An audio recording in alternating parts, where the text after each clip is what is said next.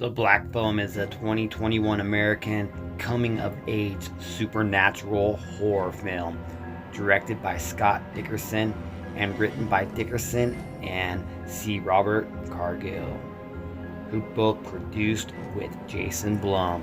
It is an adaptation of a 2004 short story with the same story by Joe Hill. The film stars Madison Times, Madeline McGraw, Jeremy Davies, James Radstone, and Ethan Hawke.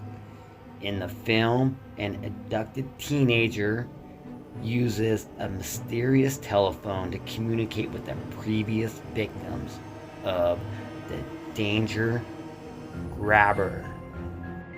In 1978, a serial child abductor nicknamed the Grabber prowls the streets of Denver's suburbs. Siblings Finney and Gwen Blake live in the area with their abusive alcoholic father.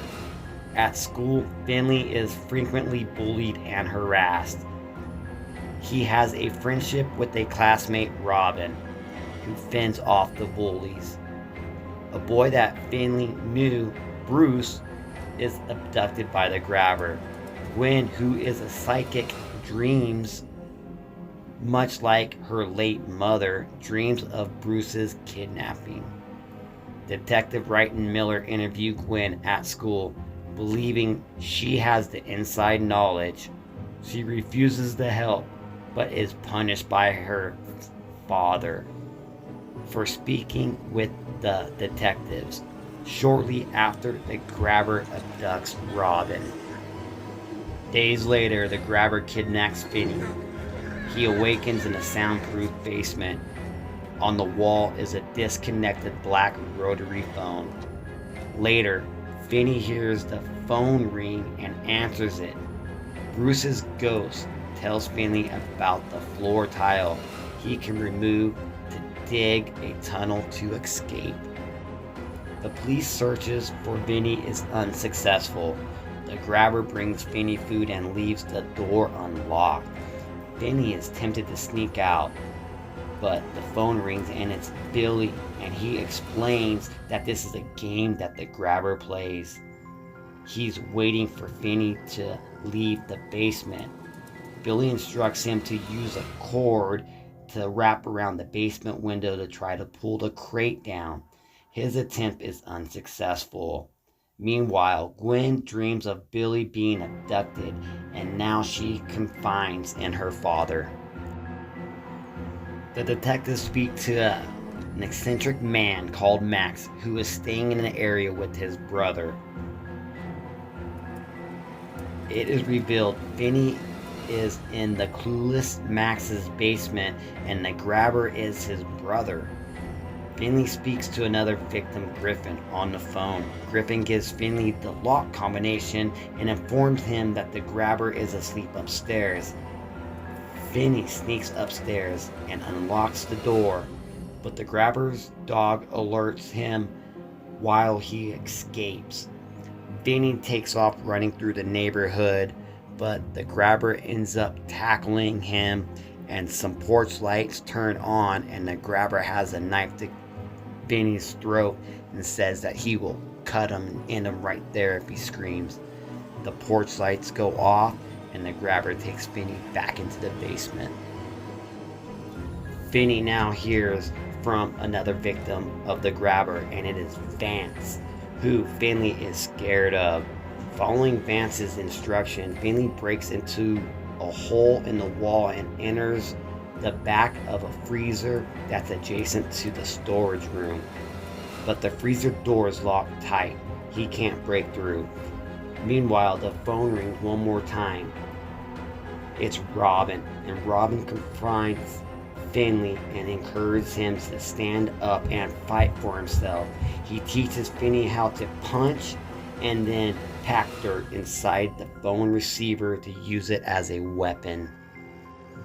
So Finley's sister Gwen has a vision of the Grabber's house, and she's riding her bike and looking for it. All of a sudden, she sees all of the victims standing in the street, and she wrecks her bike and she looks up and she realizes that she's in the front of the grabber's house. Gwen reaches out to the detectives and lets them know where the house is. Meanwhile, Max realizes Vinny is being held downstairs in the basement. As he goes downstairs to free him, his brother, the grabber, shows up and kills him with an axe. The police rush to the house that Gwen found.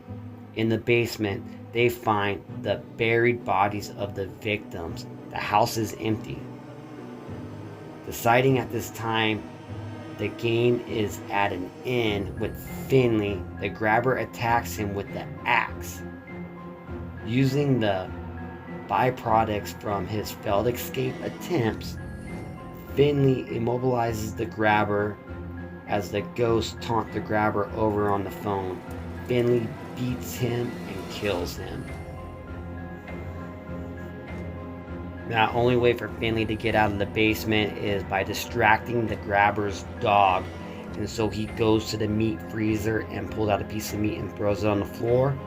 Finley escapes the house, which turns out to be across the street from the burial site. He reunites with Glenn. The siblings' fathers arrive with tearful begs of forgiveness from his earlier treatments of them. Back at school and confident, Finley sits next to the girl he has a crush on.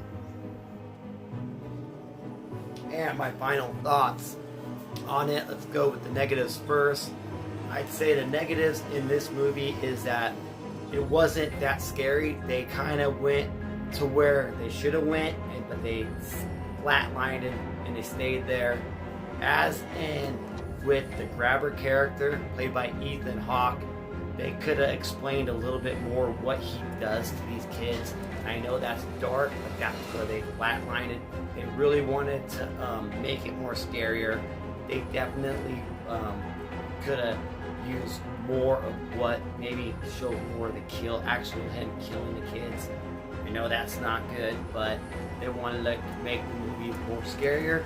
That's the route they could have went. So that falls into the negative category of this movie. But the positives of this movie is the actual cinematography of it, how it looks like it's made in the 70s. I thought that was just awesome. The little flashback scenes that you do get with the grabber and the other children, other teenagers, 13-year-olds, was fast, kind of like Sinister, but they didn't really push the level of Sinister. And this movie was also written and directed by the same guy who did Sinister, so that's why I was really stoked about this movie. Pretty much, yeah. And then it's the actress, the girl actress, her name was Madeline McGraw. Absolutely killed it. Put on a great performance. The scenes when her dad was beating her with the belt and how she portrayed that, wow, it was great. Even Finley, the main protagonist in this story, was such great acting. So they really did good with the acting skills of the children in this film. But they didn't push it to the level that they could have and made it really scary and made it really dark. They kind of just almost PG-13 this shit, but it might be rated R. I'm not really sure. It wasn't rated R to me at all. You can definitely teach your young ones about this movie, about strangers and not walking up on anybody. It can take you away, and that is what's really scary about it, because real life shit happens like this. But that was my thoughts on The Black Phone. I will give you a final ranking. My ranking of this, I'm gonna just go 7.0 out of 10. Glad I watched it. It would be in the category of glad I watched it. So y'all keep it whore. Triple B's is out. Hit that sub button on the way out. Hit the likes and leave me a comment. Tell me what you think about this movie. And laters.